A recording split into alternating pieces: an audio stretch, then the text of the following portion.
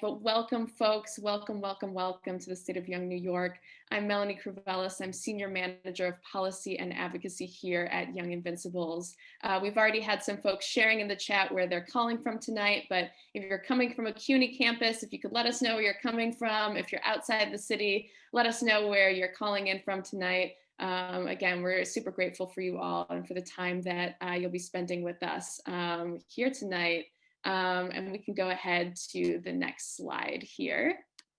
So before we get started with tonight's great conversation, we wanted to make sure that you knew about Young Invincibles. So we are a national nonprofit organization dedicated to elevating the voices of young adults in the political process.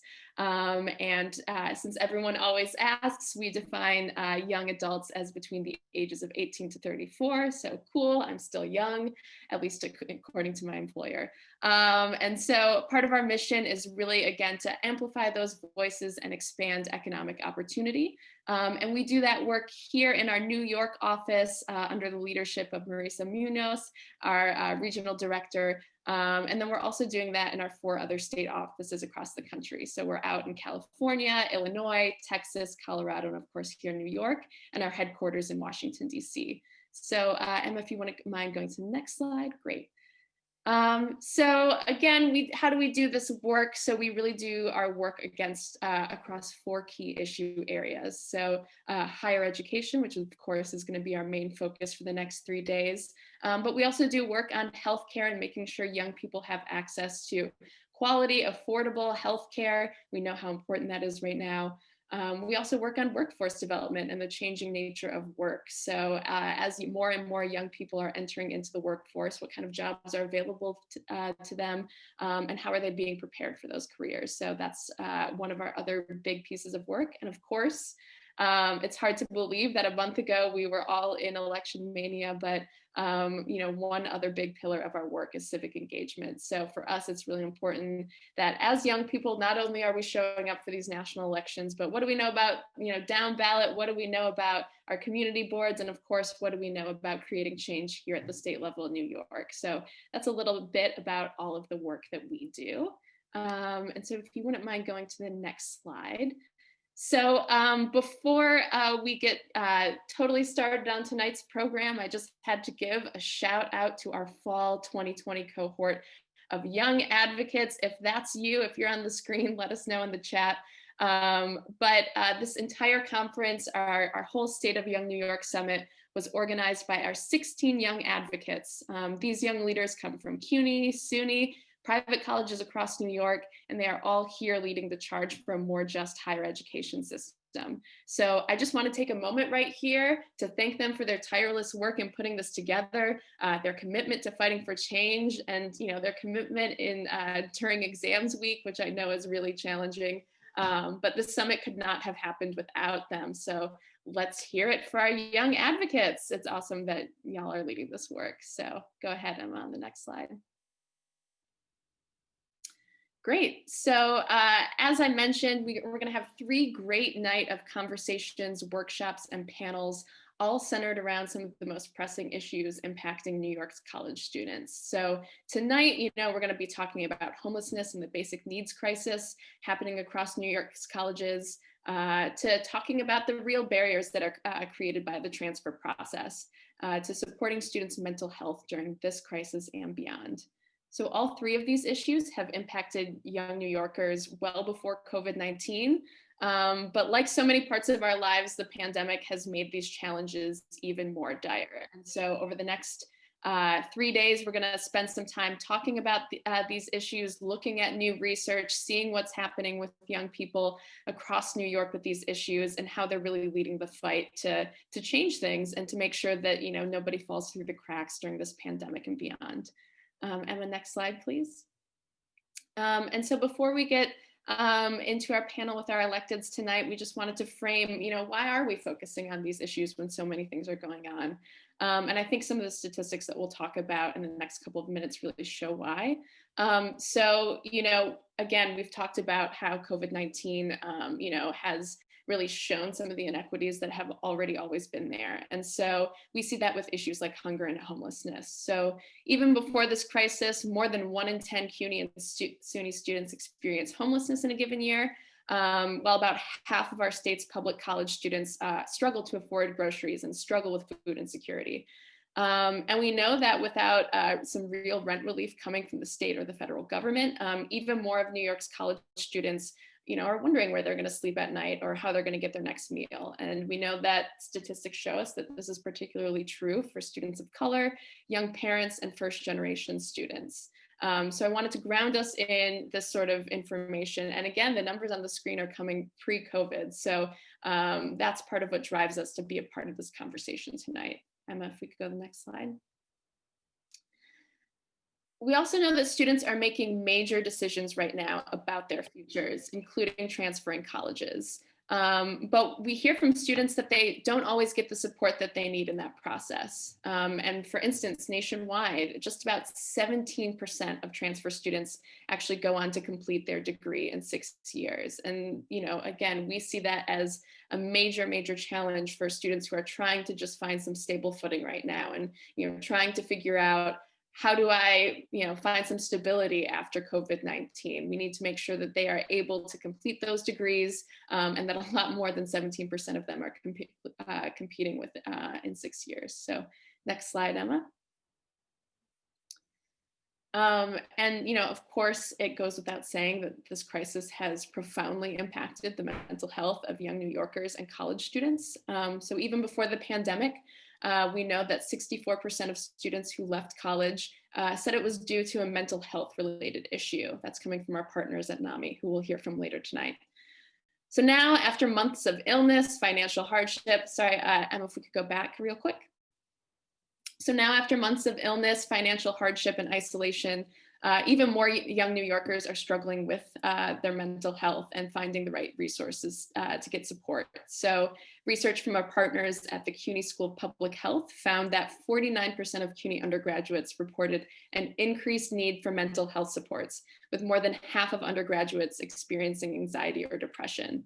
So when you add all this up, when you add the housing instability, when you add sort of the academic issues, when you add up the mental health piece, we see a real dire moment for young people here in New York.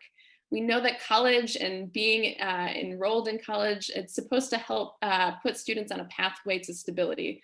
But after years of disinvestment in New York's college students, the COVID-19 crisis has left many students without support. And meanwhile, as we'll talk about tonight, our governor and other leaders are pushing for deep budget cuts, including to things like higher education. And so if the last recession is any roadmap, deeper cuts to higher education will mean more instability and more inequity for the next generation of New York's leaders. And so again, when we take all these pieces together at once, that's really the impetus for why this week here at the State of Young New York, our students are saying enough is enough. The time is now to address the inequities that are embedded in our state's higher education system. The time is now to make sure that our state's public colleges are seen as an asset to New York during this crisis, not a funding obligation, but a way for our state to move forward and propel all young people together forward. And the time is now to hold our leaders accountable and to fight for a system that works for all New Yorkers. So Emma, if you wouldn't mind going to the next slide. That is why we are so excited to introduce our panelists tonight as part of this conversation. So we do have Assembly Member-elect Khalil Anderson and Senator Jessica Ramos joining us tonight to have a conversation about what all of this means for young New Yorkers. And so before we get started on our conversation here, I just wanted to spend a moment introducing our two great speakers tonight. So I'm going to go ahead and start with Senator Ramos. So Senator Jessica Ramos represents the New York's 13th district in the state Senate, which includes the Queens neighborhoods of Corona, East Elmhurst, Jackson Heights, and parts of Astoria, Elmhurst, and Woodside.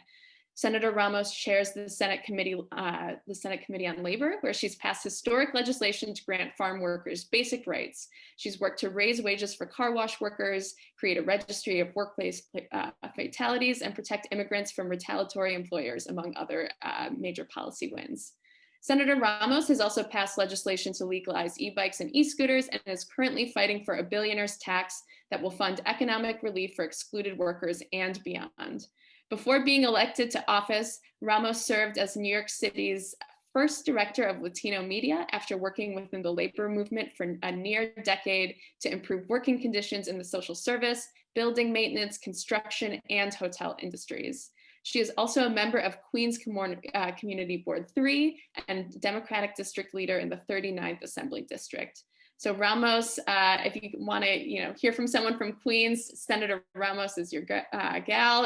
She was born in Elmhurst to two undocumented Colombian immigrants. She grew up in Astoria and now lives in Jackson Heights with her two sons. So we are super honored and privileged to be introducing her tonight.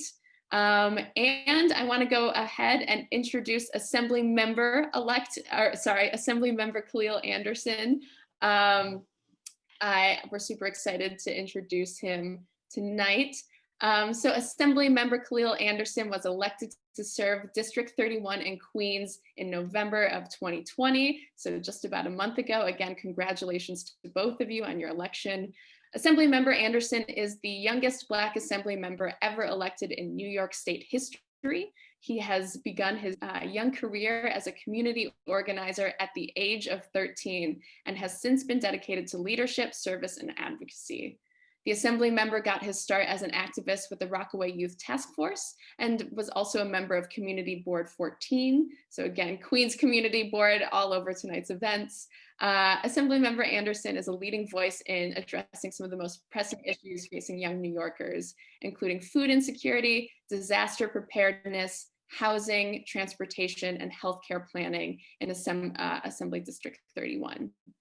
So born in Brooklyn and raised in the Rockaways, Assemblymember Anderson graduated from Queens College with a BA and is finalizing a master's in urban affairs with a minor in cities and social medicine. And in addition to his leadership as a legislator, Assemblymember Anderson continues to work as a supplemental instructor for the SEEK program at Queens College, of which he is a proud alumnus. So if folks can join me in, again, welcoming our two elected officials today who are joining us. We're super excited to have you here.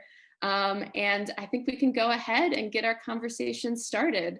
So this first question is going to be for you, Assembly Member Anderson. So again, you were just elected to office just a couple of weeks ago, in a year where so many more young New Yorkers are running for office, including young New Yorkers of color. And again, we've seen over the past several years, more and more electeds, more and more younger electeds serving here in New York. So in your experience, Assembly Member, what has it meant that more young people are now serving in the New York State Senate and Assembly?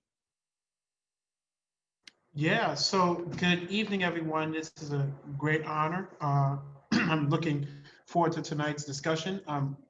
So for me, I think that what it means that more young New Yorkers are running for office is that we have a seat at the table. What it means is that the powers that be have to recognize that we are a voice, that we are a voting constituency, and that they have to pay attention to the critical issues that we care about through and through. They have to pay closer attention to higher education. They have to pay closer attention to housing issues that impact young people. They have to pay closer attention to LGBTQ rights for young people. These are the things that we care about and that we're passionate about. And now because we're voting, now because we're being elected to office widely, there has to be a focus on our needs. And so that's what I think it means. And I think that win, lose, or draw, we should continue to run and put our issues out at the forefront. And this is our moment. This is the time that we could say that, wow, I pushed, even though I didn't win, I pushed so-and-so or so-and-so elected official to now be more focused on X issue, or I pushed this county executive or whatever to be more focused on that issue.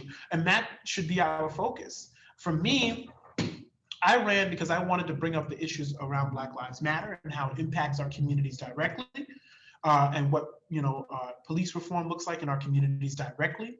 As someone who has been victim to stop and frisk, I really, really wanted to be impactful on that policy and other policies that seek to mimic that policy, right? Because a lot of the times we notice that in government there's a lot of whack-a-mole. You think you knock something out here, and then it pops back up somewhere over here, and then because we have to get at the root of these things. So for me, I think it's making sure that we're a voice and we're able to put things on a platform that folks have to listen to and have to understand.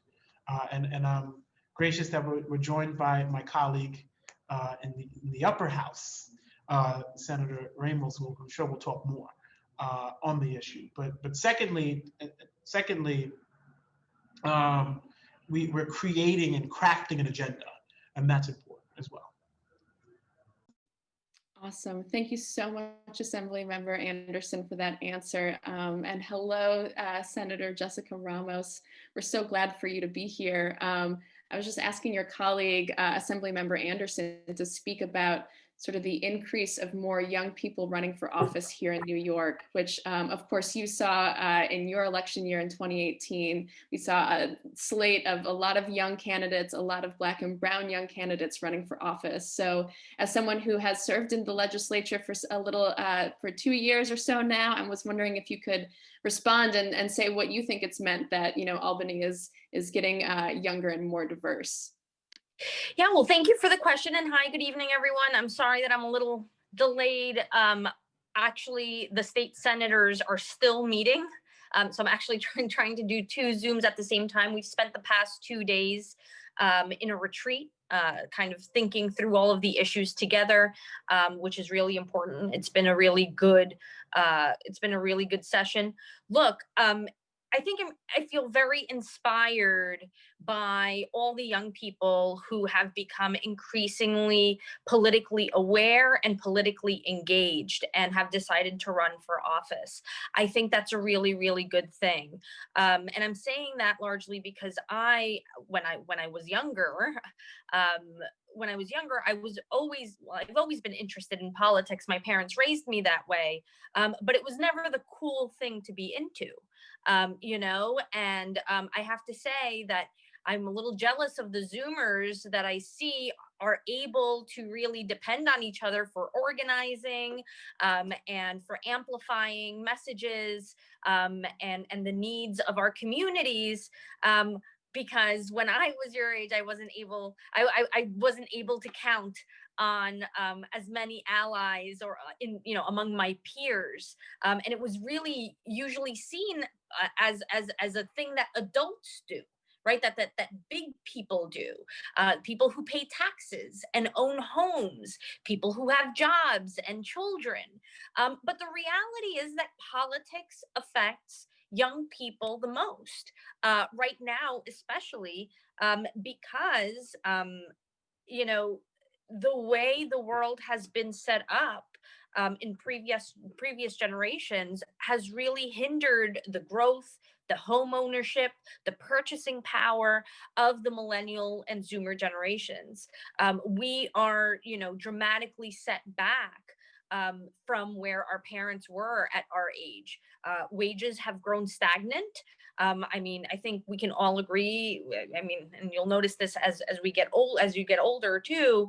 Largely it doesn't matter if you have a degree or you don't. Largely it doesn't matter, what sector you're going to go into, unless you actually have a clear picture of the people involved, of how it is. So, long story short, it's really important that you're politically engaged. It's really important that you're talking to your peers about these initiatives. I don't know that I qualify as a young person anymore. I know for at least the Queens County Young Democrats, or the Young Democrats in general, I think it's the national, the aging out happens at 36. So I have 6 months left being a young person, I suppose.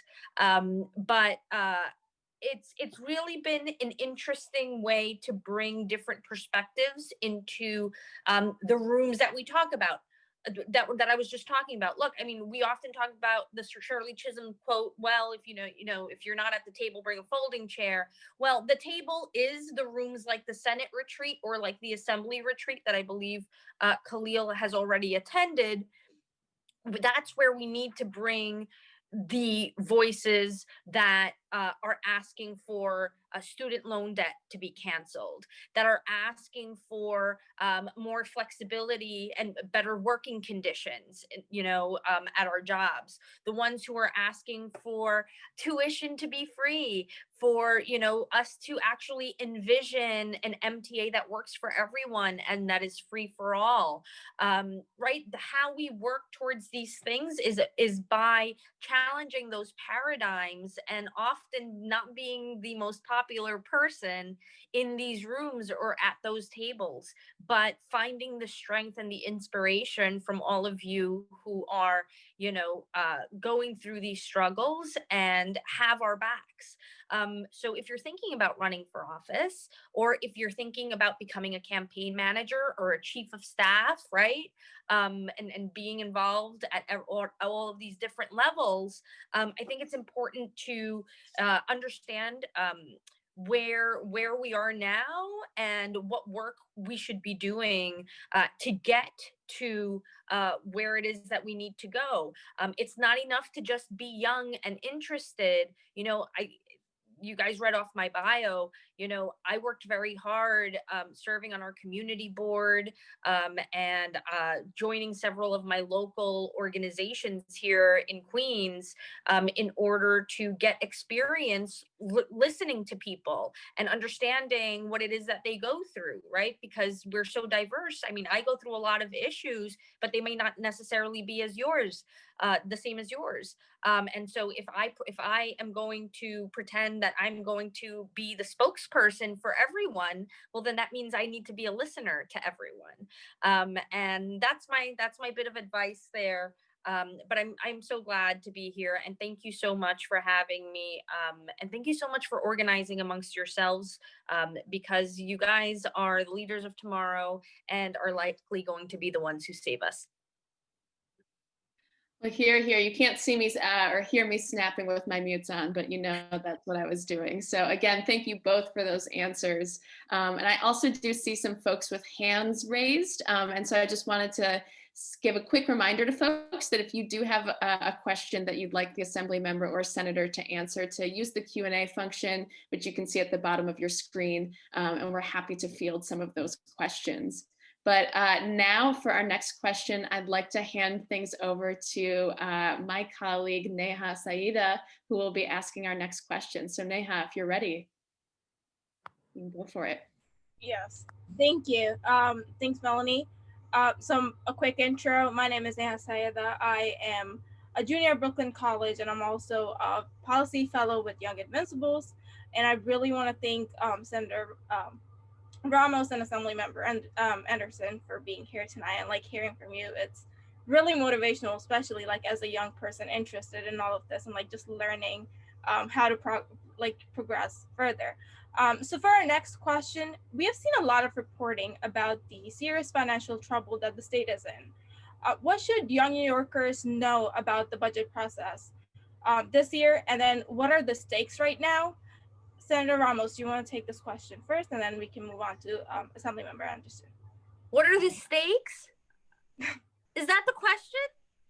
We're screwed. We're doomed. We're royally screwed right now. No, I'm not exaggerating. Listen, here in New York State, we are in a $16 billion deficit, which is going to balloon to $60 billion, 60, okay? And that is without thinking about all of the money we need in order to fully fund public schools, in order to fully fund the MTA, in order to help people keep a roof over their heads because so many people are backed up in rent. This is without updating our infrastructure and thinking about actual investments in clean energy and green jobs, which is what we need to do.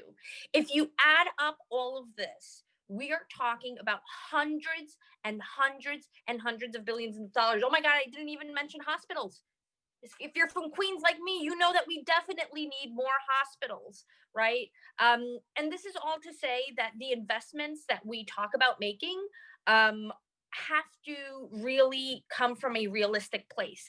It is very important that we are principled and that we express our needs and our beliefs in, for example, providing higher education for everybody. But it is also very important that we remain fiscally responsible. And that's the thing about governance, right? At some point, when an activist becomes an elected official, we have to start thinking about how it is that we can support these ideas that we all do, how to enact them, but we have to do so in a way that is responsible. So over the next few, I would say, weeks and months, you're going to hear a lot of talk about raising revenue in New York, because the hole that we've dug ourselves into is so deep. And don't get me wrong, Cuomo is at major fault for a lot of this. He's had us, with budget cuts and austerity politics for a very long time, and so have governors before him. So this is a big systemic problem that we need to solve by generating revenue and taxing the rich, but also by legalizing marijuana, by legalizing online sports betting, and thinking through other ways that we can save on costs, but also generate revenue. Or else none of this is going to be true. I mean, this is the reality of passing the New York Health Act, and passing all of these things at the same time. It's hard to decide, well, which one do we do first? The price tags are so big, right? And they're all needed. You can't argue, well, what's more important, the New York Health Act or fully funding public schools, or some new workforce development program that follows the Green New Deal. It's impossible. And overall, it's a great challenge. I, of course, as you might know, am a huge proponent of taxing the rich. That is first and foremost what's most important, is making sure that the 120 billionaires that live in New York State pay more taxes than our parents or that we do. Because unfortunately, that's not the truth right now. And that's only in terms of income brackets. Then when we start talking about, for example, things like sales tax, every time we go to the store, right? Every time I go, to All the Right on Corona Avenue here in the hood to buy my sneakers, to buy the J's that I like, I have to pay sales tax, right? Like I pay sales tax on my stuff. But when billionaires buy a new plane or buy a new yacht, they don't have to pay sales tax on that here in New York State. That is crazy. That is crazy. Same thing with the pied-à-terre tax, right? All these, global leaders, rich, worldly people who happen to have a luxury apartment for the 2 nights that they spend in New York a year, they should pay taxes on that too, since it's not their residence and they're taking away from people who really are in need of a home. There's a lot to do. And we have to remain hopeful. I think we need to find solace, resilience, strength, love in each other, and in knowing that little by little the boomers are retiring, and we will hopefully be able to lead from a more genuine place that really is considerate of other people and not just profit margins. Right? People over profits is something that is a mantra that we really need to carry into our infrastructure and the many different aspects of our lives. But the truth is that it's going to be very hard, Neha. Over the next few weeks, over the next few months, we're going to make some very tough decisions that not everybody's going to be happy, but we need to find a way to help people survive and hopefully get to a position where they can thrive. Thank you, Senator Ramos, and thank you for being honest. Assemblymember Anderson, would you like to add something? Yeah, absolutely. Thank you for the question, Neha. First, I do have to co-sign on Senator Ramos's J's. Sometimes, I've seen them before and they fly. So she gets good taste. Appreciate them. No, let me be real with you. This is my first rodeo in dealing with the state's budget process. Yes, I've gone up for Lobby Day and to advocate for more funds for higher education. And I've been on that front before the budget, and for more funding for housing. But now I'm on the other side. And, so far what I'm reading and learning, I know that what we have, young people have to look forward to in the process is making sure that y'all continue to come up, whether it be virtually, or it's going to be virtually, or if we ever reopen in person, those are big difference makers. When y'all are putting pressure on the powers that be, the leaders, to ensure that these are our priorities, funding education, right? Making sure that we're funding housing and making sure that we're funding, substantive issues, things that we need. That's how we're going to really work to address these things. Keeping it real, just like Senator Ramos said, it's going to be a really tough budget season. We're billions and billions of dollars in a deficit, but I strongly don't believe that we need to balance the budgets off the backs of working class New Yorkers. And I think that there are ways that we can raise revenues. There are 14 proposals right now and ways that we can raise revenues here in this city and the state, to really, really make sure that we're still continuing to fund working class families and not defund them by making cuts to social services and stuff like that. It's not going to be easy. It's going to be a fight. It's going to take long hours. It's going to take coalition building. But I think that we will get to where we need to in this upcoming session. And that's what young people have to look forward to. Looking forward to making sure that we're going to fight for you in that legislative session, you in the budget sense, but also look forward to having y'all come up and activate and advocate to ensure that our leadership is hearing your concerns, and the executive in particular is hearing your concerns. Thank you, Assemblymember Anderson. Now I'm going to hand it over to Claudia Warren, who is a young advocate. So over to you, Claudia. Hi, and thanks, Neha, for your help. Not your help, but answering a question, asking a question. My name is Claudia Wallen.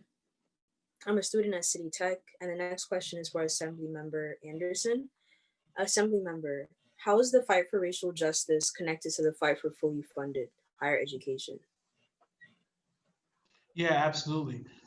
And for me, being a recent CUNY grad, these are the things that we learned when we were going up to advocate for our legislators. It's interesting that as soon as Black folks and brown folks started to go to CUNY, we saw tuition. You can look at the data. Up to 1970, CUNYs were free. When integration and us coming into those schools began to happen, we started to see tuition. So it is a fight for racial equality, in that this is a public institution that should be publicly funded through and through and fully funded through and through.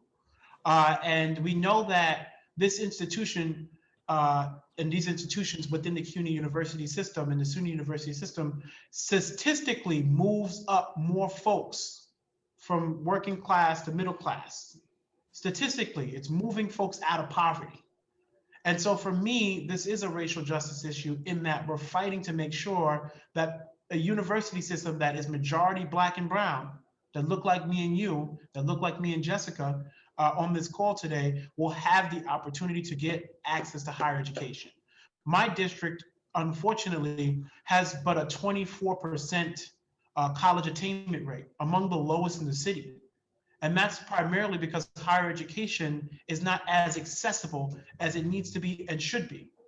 And so these are the fights that we're going to be fighting for. And it is in a racial context. And I'm glad that you made that connection, because so many folks think that we're just a bunch of angry college students. And here's my activism, putting them back with my activism hat. Just a bunch of angry college students asking for more money, and privileged asking for more money. But we're really working class families that are struggling to get a college education and are trying to move up the ladder. And this is one of the key points and ways that we can do that. So yes, it is a racial justice fight. And I'm honored and privileged to have folks like my colleague in the Senate who are going to fight through and through on this issue, as they always have. And fight to, of course, get more funding. We saw the Jose Peralta Dream Act passed a session or two ago. which was important. Queens College, my alma mater, is where where he attended. And we had sessions, we had demonstrations. We really fought to make sure that dreamers, undocumented folks who are paying into this system also have access to higher education. And that's how we continue to move folks forward. And again, it is a racial justice issue because these classes of folk like me and you, like folks who are on this call today, will have access, but unfortunately don't have access, and that's what we're fighting for. Thank you, Assembly Member Anderson. I appreciate your response. Senator Ramos, is there anything you'd like to add?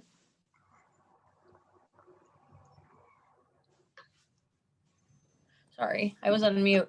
Well, I mean, I think that everything is a matter of racial justice, right? I mean, this entire country was built on extracting wealth from stolen land and extracting labor from stolen people. As we talk about equity when it comes to education, transportation, healthcare, labor, and all of these things, it is about figuring out how we can provide some parity to all of the different people that make up New York. You know, because we're not a homogenous place, right? And we have so many different people. Look, in my district, I mean, I represent the most diverse district in the country. We have so many different ethnicities, so many different people from all walks of life in every corner of the planet here in my district. And it amazes me every day, even though I've lived here my entire life, to see how the decisions that we make impact all of these folks. So yeah, whether it was us passing the DREAM Act, my first year in the state Senate, we also passed GENDA in order to curb workplace discrimination against people who identify as gender non-binary or are transgender. And we passed the Reproductive Health Act, which is a huge deal. And I mean, all of these things are really done from the lens, and this is why we call ourselves progressives, because we're doing them from the lens of equity for everybody. So I mean, it's hard to say how everything is really interrelated and actually directly impacted, you know, has racial impact. Actually, I'll mention, and then I'll get off my soapbox here. You know, in the city council right now, not in state politics, but in the city council, there is a very important conversation happening right now about land use here in Flushing, not too far away from me. And the question really is, has the city ever considered the racial impact of these zoning changes and how that leads to gentrification and the displacement of people of color? And that those are things that we need to do. And that's all of that is happening now because we're electing more people of color, because we're electing more women, and because we're electing more young people. Thank you, Senator Ramos. Now I'm going to hand it back to Neha for the next question. Thank you, Claudia.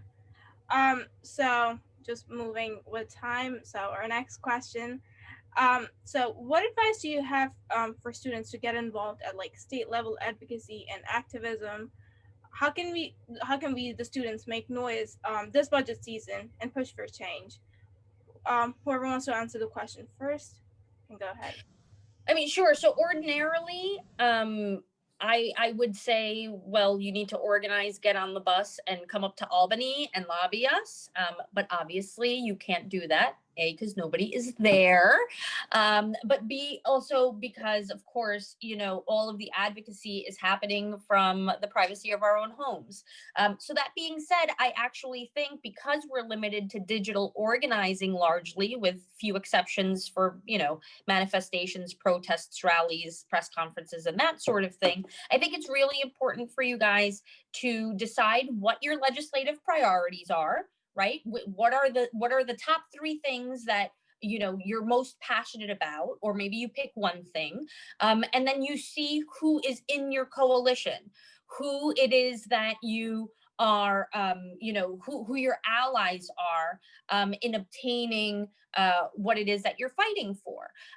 So for example, if you are fighting against MTA fares going up, right? Which is a very real possibility right now. It's likely going to happen, right? If it goes up to $3, who's fighting, and you disagree with it, who's fighting against this, right? So maybe you guys talk to the Writers Alliance, talk to the Region Planning Association, talk to the Strap Hangers campaign, talk to Streets PAC, right?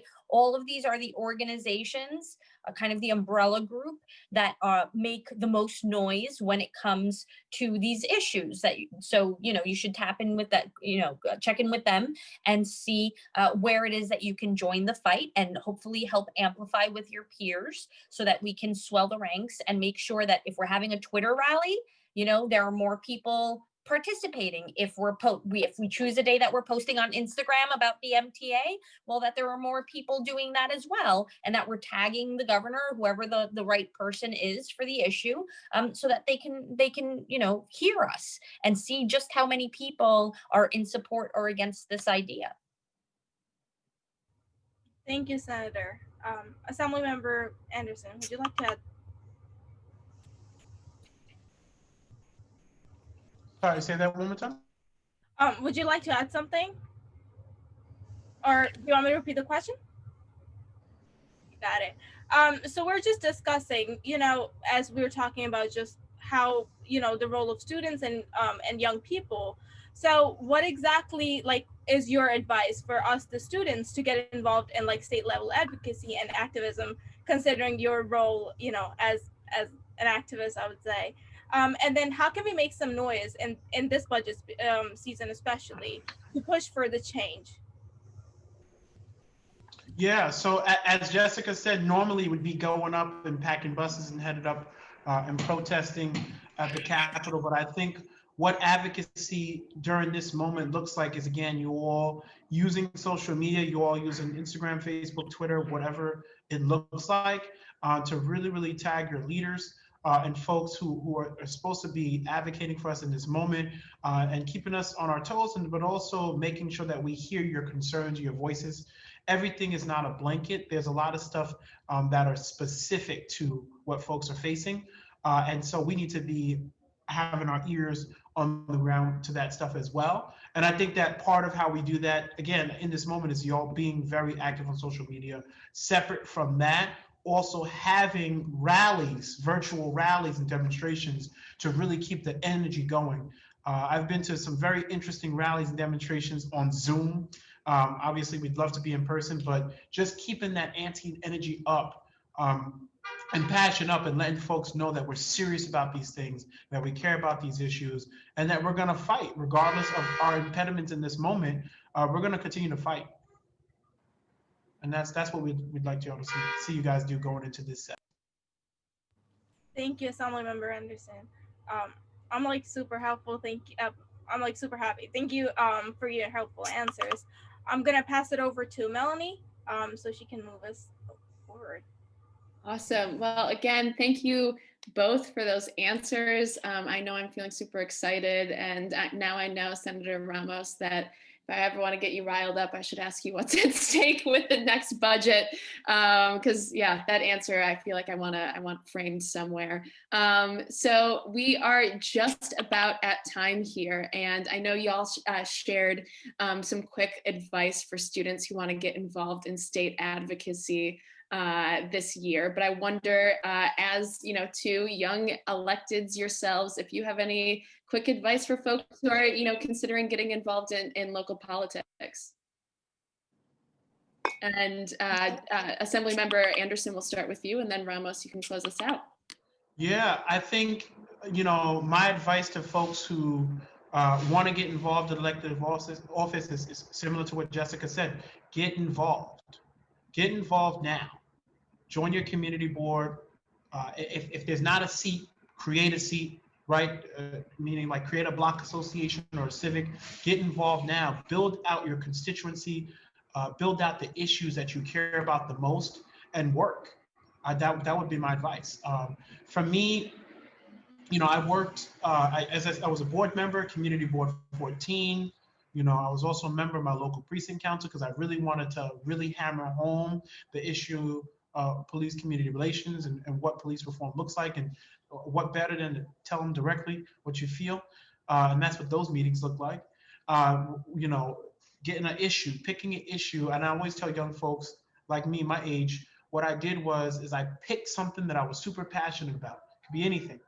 And just hone in on that, become an expert in it, so much so that you're joining boards and organizations and groups that relate to addressing that issue or issues. And I think that those are the two best pieces of advice: picking an issue and becoming an expert in it, but also joining groups and organizations in your community and building out a constituency around that issue or issues. Awesome. That is a great answer. Thank you so much, Assemblymember Anderson. And Senator Ramos, anything to add there? Intention and competence. I think that beyond being interested in politics and beyond there being an obligation for every human being to be engaged or at least aware of what's happening around you politically, right? Because even if you say, oh, I don't care about politics, politics cares about you, whether you care or not, for better or worse. And so for me, I think that if you're considering a career as an elected official, it's important to have good intentions. And it's important to be competent. It's not enough to have good intentions and not be competent. It is not enough to be competent and not have good intentions. Both of those things are critical, and I say it based on the years that I have spent in government working with all sorts of types of people. Look, it's important to do your homework, read the bills, know what you're talking about. I'm actually, you know what? I'm going to give you a scoop. My Congresswoman, Alexandria Ocasio-Cortez, this morning tweeted against one of my bills, not knowing that it was my bill, by the way, and tweeted that baby formula, right, would be included in this $3 charge that we're proposing for ordinary times, not now, on packages in order to reduce the number of packages that people are utilizing and hopefully reduce our carbon footprint. That's the idea behind the bill. This was an idea we had before the pandemic. Then the pandemic happened, and obviously, we actually want people to stay home. Anyway, that I digress a little bit. But she didn't read the bill. The bill exempts the things that are considered essentials, particularly for babies and seniors. So of course, medicine and baby formula and things like that are not trivial are exempt from the bill. Look, it's important to read things. It's important to, even if you distrust an adult, listen to their institutional knowledge so that you can start to piece the things together. Because even though we're trying to build a world anew, it's important to understand where we're coming from and why the mistakes we made were made, so that we don't repeat them again, so that we correct them, so that we can produce better systems that don't oppress people, right? That's the goal. And so I just want to urge that. I mean, I agree with everything Khalil said, of course, but I want to urge you to be deliberative and intentional, and understand the importance of the seat that you might be running for. Respect the seat, respect the institution, and really strive to, it's not just about winning the election and the popularity contest of it. The thing is that once you win, that's when the actual hard work happens and the governance begins. You have to learn how to govern. You need to be prepared to be able to govern, and that's not as easy as it looks. No, I can't imagine, especially in moments like this. Let me just piggyback off of that. For sure. A key point, you saw me snap my fingers, a key point that she made is understand and respect the seat that you're running for. There was nothing about the New York State Assembly that anyone could tell me that I didn't know about. Studying the roles and responsibilities intentionally, making sure we know what our duties and responsibilities are, and then also making sure that that role that you're running for, you're not promising things that you can't deliver, because that's not what that position does. A candidate was running in a local race in Southeast Queens, where I am, and one of the things that they mentioned is that they're going to advocate for X billion dollars to come to the district. $1 billion is not going to be spent in one assembly district or one council district or one senate district, but that's a large number. Is that something that you can actually promise and keep in control? Probably not. So let's just be careful and understand and be intentional on the roles and responsibilities of the positions that we're running for. Don't just do it because it looks good and sounds good. A lot of what the common space that's out there, or the common misnomer, that's out there about folks on the left is that we can't govern because we're so busy being celebrity, but it's not true. Myself and Jessica are prime examples of folks who, are of the left flank, but can effectively and adequately govern. Well, I mean, I'm only in a month, but hopefully I'm doing a good job. But in any case, I just want you all to understand and respect the positions that you're running for. And be able to take positions and understand in context of what the responsibilities and roles are for that seat.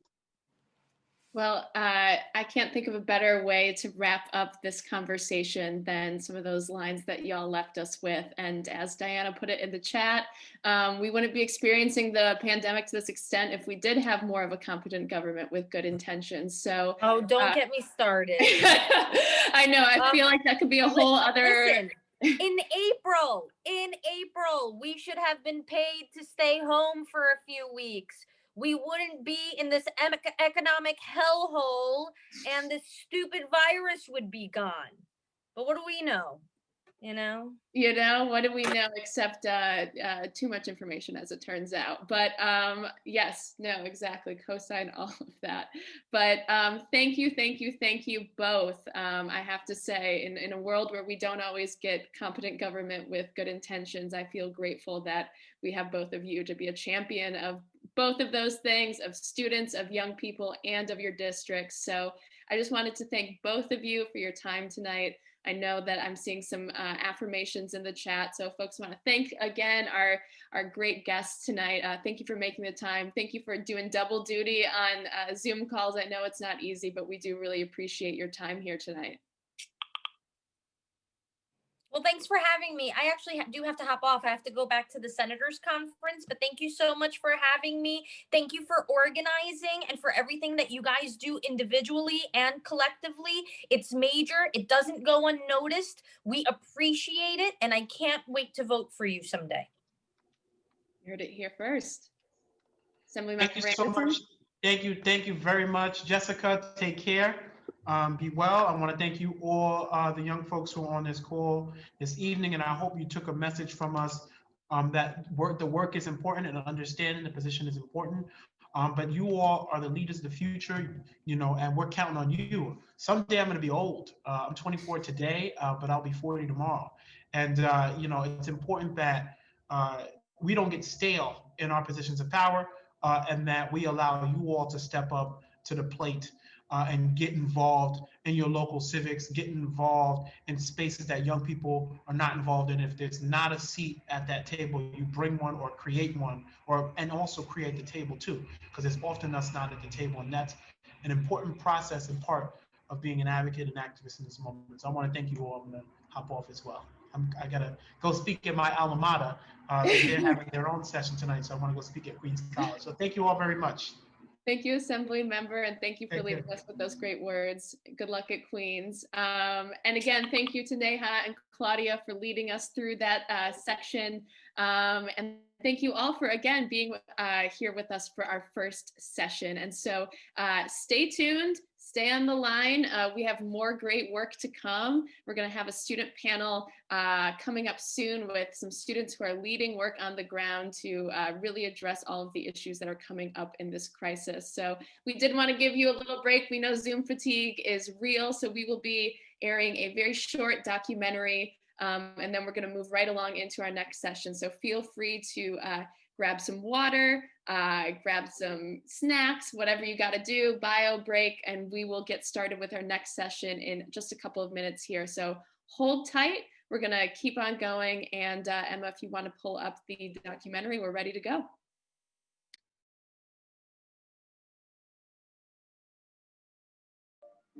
My name is Robert, and I'm 23 years old. I currently attend BMCC. The first year I failed because I was jumping around from shelter to shelter while I was doing my first year of college. My name is Karina, and I'm 30. I recently graduated in May from Hunter College. I thought that my college experience would be something, you know, like what I used to see on TV. That was never my experience. It would be days where I would go to class hungry, starving. I went to sleep on the trains. My name is Sierra. I'm 21 years old. I started attending City Tech. If I didn't get what I needed from the 2 jobs, I would just wait until I was able to get it myself. And I was hospitalized for starvation at one point. So, yeah. My name is Lyric, and I'm 22. Right now I go to CCNY, or City College. I know a lot of people still think that CUNY is free. I can barely pay to come to college.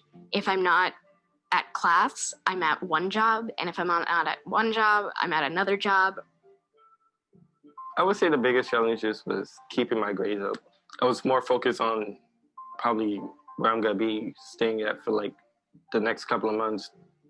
I didn't know about the support programs that the school had, or if they even had any at the time. Only this semester I found out about the food voucher program that they do, and that has been a big help to me. I did not know any programs because nobody told me anything. So I was just basically struggling there with no information whatsoever. College is already hard enough, but then to deal with that stress, and then the stress of being homeless, not knowing where your next meal is going to come, and then finding time to, do your homework, it's incredibly challenging. We need college. It's if you don't go to college, you're not going to get a good job. The minimum is an associate's degree. And if I have to work all the time, how am I going to get that degree? So CUNY has a new chancellor. I wish that he would acknowledge the problem. With financial aid, college is expensive. I know exactly what's at stake because this is my way out of my situation. If not, then I just stay stuck.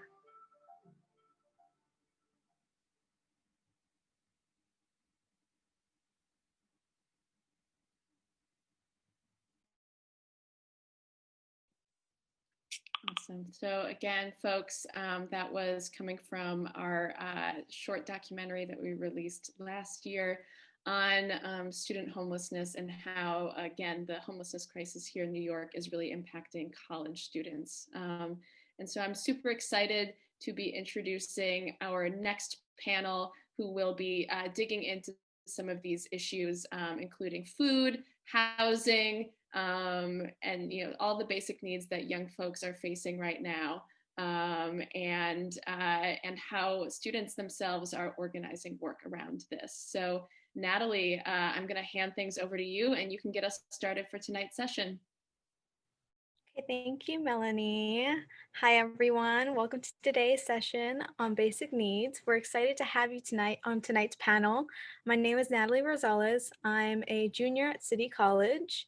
I'm also a member of Young Invincibles and will be co-leading today's discussion on the basic needs crisis and how New York students are taking action to support themselves and their communities. You can follow along on this conversation using the hashtag State of Young New York.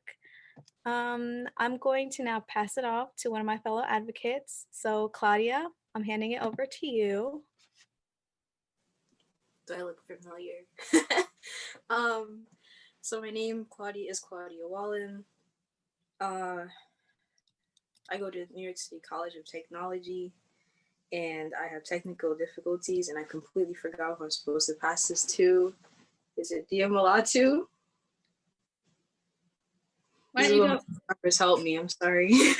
Go ahead and pass it over to Anna. No, you're good. All right, Yeah, cool. sorry. Hey, everyone. Thank you so much, Claudia. I'm Anna, and I'm a student at Hunter College. And I major in political science, and I have a double minor in human rights and international relations. And my pronouns are she, her, hers. And I'm really excited to have all of you here tonight. We have really great speakers. I think these are really important topics, and I'm glad you have all joined. So I'm going to pass it off to Dia Malatu.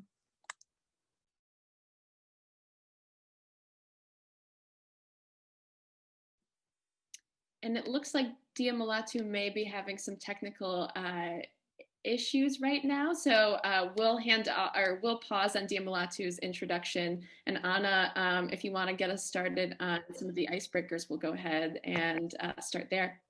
All right, awesome, perfect. So we wanted to kind of, get to know each other as much as possible. I know Zoom's been weird for all of us the past year. So if anyone can, we're asking that you all open up Menti, and it's mentimeter.com, and we can put it in the chat as well. And so we're just asking if everyone can kind of just drop their favorite songs. We know the Spotify list had come out recently. I don't have Spotify, but I have Apple Music. So we just want to get to know you all a little bit, see who's in the room. So start to drop your favorite songs if you can.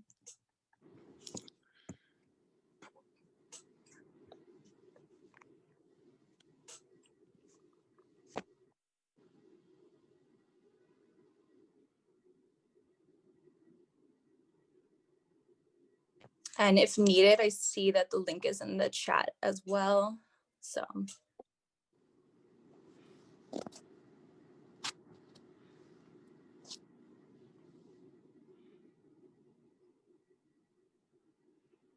And if you can't open Menti also, I see some people are throwing it in here. Cool.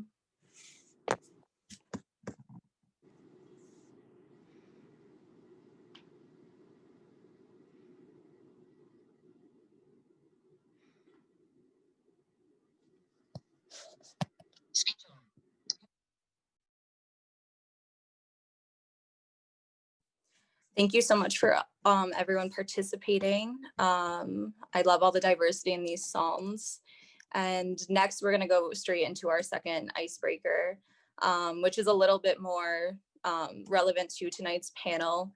And so our second icebreaker, it will be on our second Menti link that I can also share with you all. And we're just asking you all what you've done this year, a book, a movie, psalm, meditation, workout, or a craft that's accessible to everyone that's at home. And we just wanted to kind of, give you all a place to drop what's helped you through this year, because we know it's not easy. So if you want to drop that in the second Menti link as well.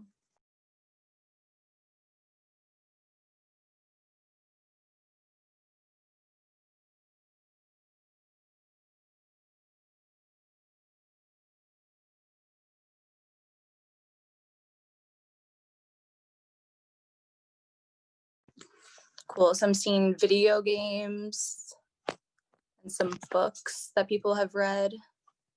Cool. And a free mindful meditation on YouTube and Spotify. That's definitely helpful. Yeah, I feel like those have definitely helped students this semester. Cool. And if you want to just send out a few more for a few seconds.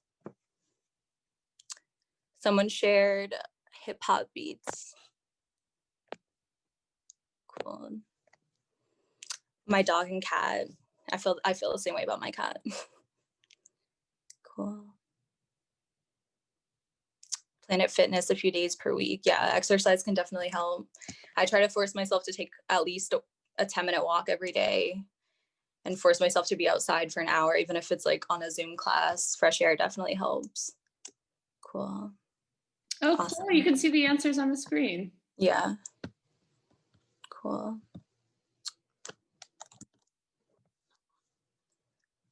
Biking around the city, that's a good one. Eating, I've done a lot of that. Virtual dance classes, my roommate's done a lot of those. Baking, cuddling with a dog, reading the never-ending story, planting and gardening. I've accumulated a lot of plants this year. Working with others, dogs again. Let me see. Baths are nice if you have a bathtub. Workouts and meditations and playlists by Ali Love. Oh, bell books are always good. Awesome. All right, that looks like everyone's dropped in something. Cool. Okay, awesome. Thank you all so much for participating in that. We know the year has been crazy. It hasn't been an easy one for anyone. Everyone's kind of been hit with a different stressor. So I appreciate you all sharing those with fellow students. And now we're going to, I'm going to hand it over to Haley, who will introduce our panelists. Awesome. And Haley's also having some technical issues. So Natalie, if you wouldn't mind taking over for Haley while we help out with that. Of course, thanks. So we're really excited to introduce our great group of panelists today. First, there's Angelica Fernandez, who is a student project leader for the Hunger and Homelessness campaign at NYPIRG and a student at Hunter. This year, Angelica has seen the growing impact of food insecurity in New York during the coronavirus pandemic. To address these issues, Angelica has been setting up food drives where students in the city can participate in hosting donation boxes at their local community centers to then donate them to local pantries in need. Tonight, she plans on sharing with us a few facts about hunger in the city and a way that folks can get involved in the campaign.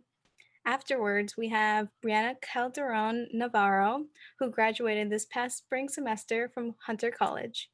She is also an artist and an advocate for many issues, including education, environmental justice, immigration, and decolonization. During COVID-19, she has worked on food justice issues in her community through the Friendly Fridge, a mutual aid project to make sure Brooklyn residents have access to food during the crisis. Then we have Chris Chino, who is a senior at Hunter College and is the vice president of the Hunter College NAMI chapter, where he advocates for mental health services for students and the community. A first-generation college student, Chris is on the pre-med track at Hunter, where he majors in music. He's also an undergraduate researcher at a cancer lab and enjoys running, drawing, fencing, and playing the piano. Thank you for those hobbies, Chris. And then last, we have Joseph Robertson. Joseph is a student organizer with the CUNY Rising Alliance. The CUNY Rising Alliance is a broad coalition of students, student labor, and community groups advocating for a free and high-quality education in New York City. As a Queens College student, Joseph fights for students to have fully funded education at CUNY, including students experiencing food and housing insecurity. So thank you for joining us, all of our panelists. We're so excited to hear from the great group of organizers and activists we have tonight.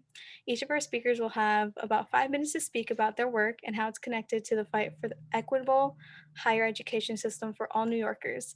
After, we'll have time for some questions, such as, are there resources you're looking for right now as students in the city that we can help you find? Or do you want more information about how to get involved in the fight for food, housing, and support for New York college students? So make sure to use the Q&A section to ask questions. I'll pass it off to Angelica Fernandez, who's gonna start us off for tonight. Hi, everyone, and thank you for having me here. This is really nice. So yes, my name is Angelica Fernandez, and I've been working with NYPIRG this semester as the project leader for the campaign to combat poverty with with Hunter College. So a little bit about NYPIRG. We are the largest student-led profit organization in New York with chapters on 17 different campuses across the state. And we focus on different issues like climate change, consumer justice, protecting our democracy, fixing the MTA, and fighting poverty. And today I'm going to talk to you guys a little bit about our combating poverty campaign and what I've been kind of doing this semester. A little bit about poverty in the US. According to Feeding America, 40 million people struggle with hunger in the United States, including over 12 million children. So what does that look like in New York right now? In New York State, 2.5 million people are considered food insecure, which means they lack consistent access to affordable, nutritious food. That number includes 1.5 million people in New York City alone. And according to recent surveys, 42% of New York City residents report that often they feel like they're going to run out of food and worried that they're not going to be able to afford their next meal.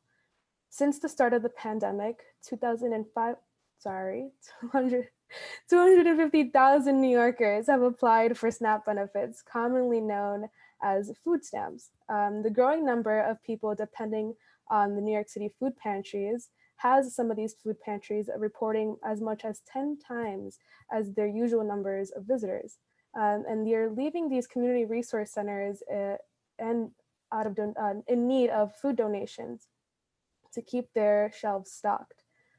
And the Coalition of Homelessness reported that in October 2020, so this past October, there have been 57,000 people homeless, including 18,000 homeless children sleeping each night in the New York City shelter system.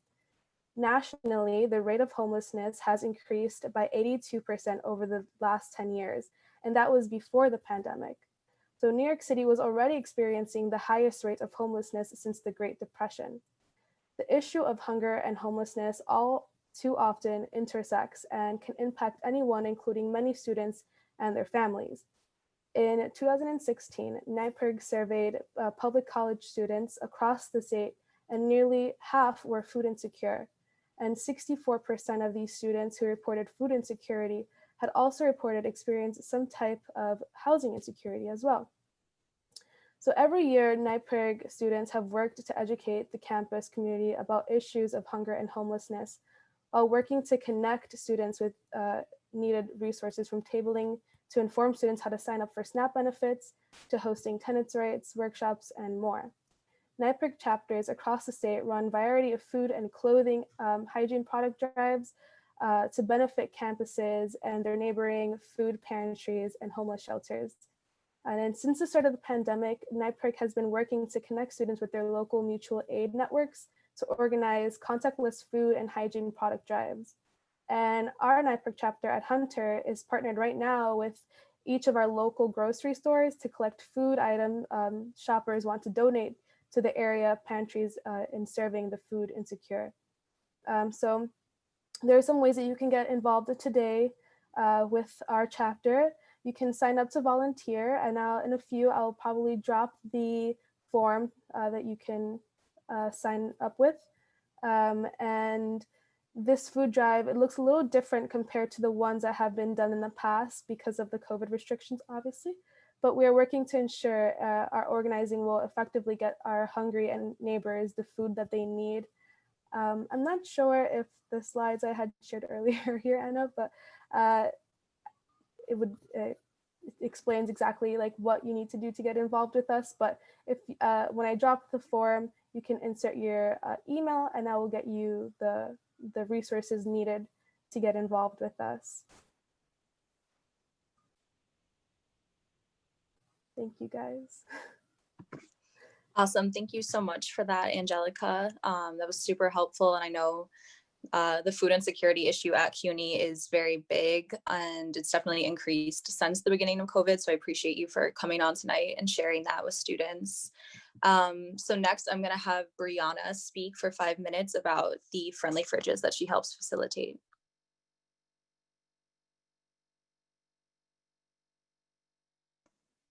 Yes, hello. So I'm grateful that we have like the slideshow that's up. I don't know if folks can hear me. Yes, yep, we can hear you. Okay, great. So I'm Briana. I'm an artist. I'm a worker. I just graduated from CUNY and immediately kind of jumped into some community mutual aid that is like creative and unique and has got like a lot of attention from both elected officials, the press, media, and local like community members as well. So yeah, we can go to the next slide. And yes, so the question is, what is the community fridge network? And some people call it the friendly fridges, some people call it the community fridges, the free food fridges. And the idea is that it's like a decentralized movement. There are currently, up to this point now, there's 75 fridges that are essentially plugged in and kind of ready to go on the sidewalks of New York. If you switch to the next slide, can kind of explain how it works. And so a fridge is essentially donated to the community. We try to put these things together with like the least amount of money possible. Most of the work is just done by volunteers and some organizations that provide backing, but essentially we start off with a fridge. We find an artist. I personally have painted 2 fridges and have assisted and connected other artists to paint a variety of new fridges that have popped up. And then we find like a local sponsor to plug in the fridge. And then it's kind of like good to go and a life of its own on the sidewalks. You can, next slide is fine.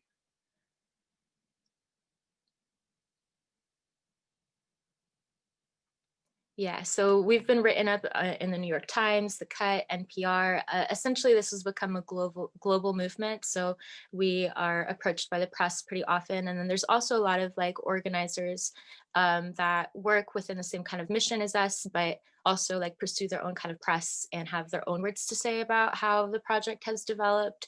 And there's a lot of space for different opinions to kind of like rise up and describe what we're doing together. Next slide. And so the fridges essentially activate city spaces and bring joy in times of hardship.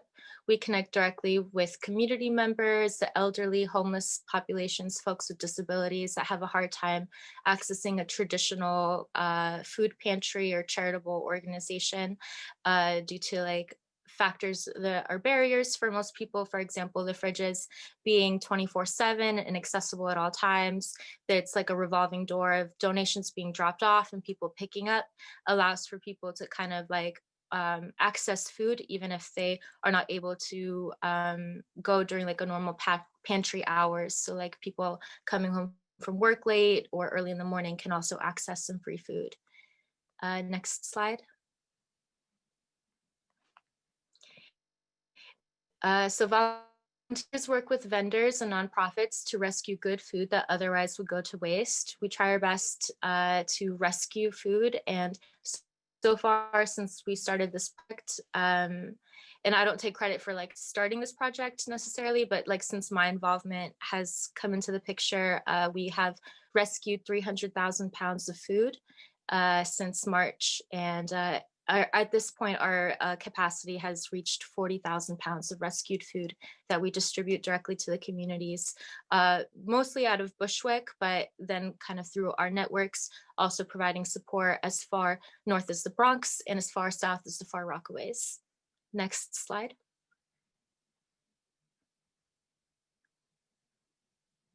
So these are some food boxes and kind of shows like some of the extent of our work. We rent U-Hauls, we find volunteer drivers, we have a dispatch channel that we mobilize and transport these food boxes directly to people that need help right now in the immediate future. So there's no like waiting, you know, for a specific day of the week or something like that. We try to have food accessible at all times to all different types of people. Next slide. And so the group I organize is called Our Food NYC. It's ourfood.nyc online. We just launched our website, so it's still under development. Our Instagram is ourfoodnyc. And that's just like one piece of like this very large patchwork kind of puzzle of different groups that kind of come together. And we kind of self-organized around this name to kind of define exactly what we do and what makes us unique in the Fridge Network as well. Next slide.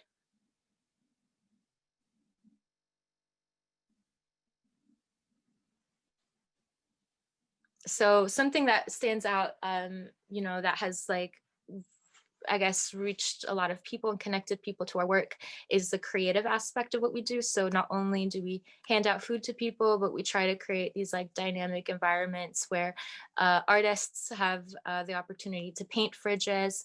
We connect with young children that live near our main fridge locations, providing like art therapy to children that right now are under pretty significant distress due to all of the things that they're feeling and the ways their lives have changed because of the pandemic. So we find that creative expression is like a really important aspect of the emotional well-being and health of our community. So basically, like when the weather is nice, we set up outside on the sidewalk next to our fridge locations and have different events where we like paint pumpkins together, decorate shrines for Day of the Dead. We're doing a tree decorating ceremony this next week, always following safety precautions and trying to the best of our ability keep people safe. And luckily, we haven't had any issues with coronavirus. So far, we're doing a pretty good job. Next slide. So we also connect with brands, and this is part of like the logistics behind the scenes. We currently have a partnership with Health Aid Kombucha. They deliver 15 cases of kombucha to us every week, which we share throughout the network to a bunch of different fridges. We try to rotate them out, send the kombucha to the Queens fridges, to the Bronx, to the East Village, and essentially like our volunteer network kind of mobilizes that.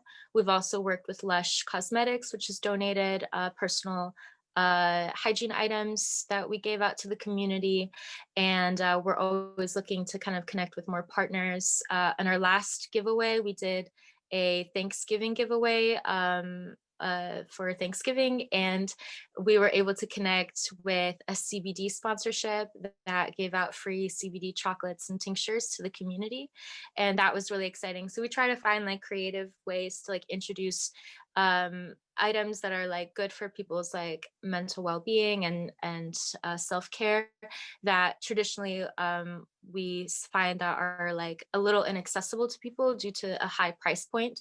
So we connect, you know, like kombuchas are kind of an expensive drink for the community, so we love to like, you know, stock the fridges with like special treats beyond just like our traditional dispensary items that are like more like the everyday staples. So we also partner with like bakeries. We did a pie distribution with the Black Chef movement that mobilized some chefs to give out like pumpkin pie and sweet potato pie to our fridges, and that was like really awesome too. So that's part of it as well. Next slide.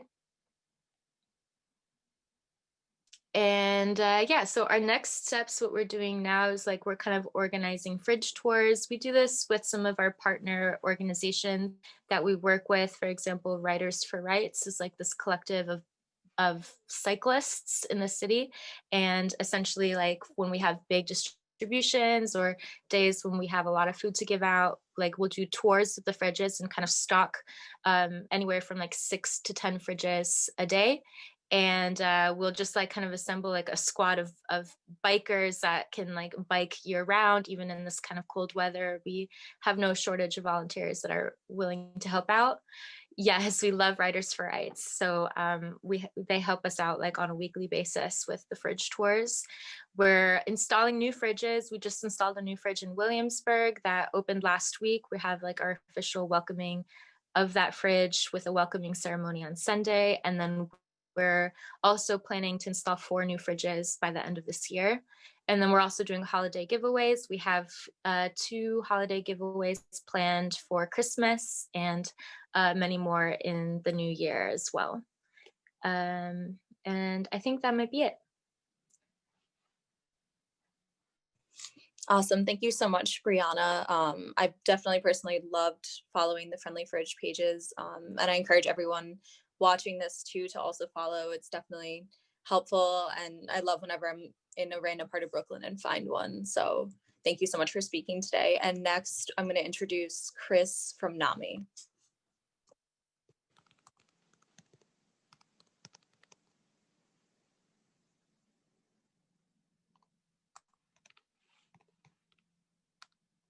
Oh, Chris, if you're speaking, I think you're still on mute.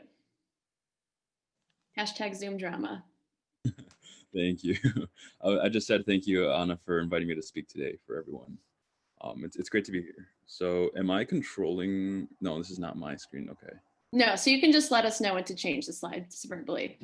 Okay, next slide, please. And if you could just skip to the end of, because I wasn't aware that I wouldn't be controlling it. So if you could just do it all. So I also didn't realize my bio would be read out loud. I thought it was for like some pamphlet or something. So I'm a senior at Hunter. I am vice president for NAMI, as Anna said, and I'm a music major, and I'm pre-med, and I fence for Hunter. And here's just me playing piano. Here's me at MIT, and then volunteering in the Dominican Republic. So if you could do the next slide, please. So NAMI is a very, very large organization, and it is, is all throughout the US, and the largest part of it is in New York City. So we're very fortunate to have a lot of resources, and our club at Hunter tries to work with NAMI as much as we can. Currently, it's been really difficult since there hasn't really been much to do anyway.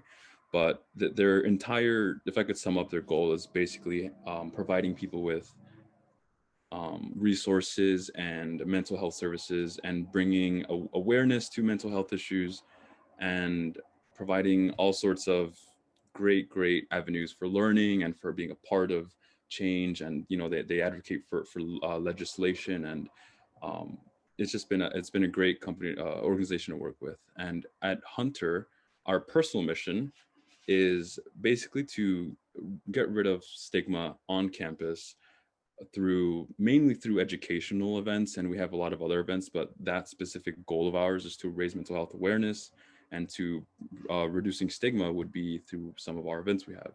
And here we have our current president, Fatima, and then another member who is no longer with our club anymore. But so our goals are really just to focus on teaching people about mental illnesses, and I'll get into that later. But if you could go to the next slide.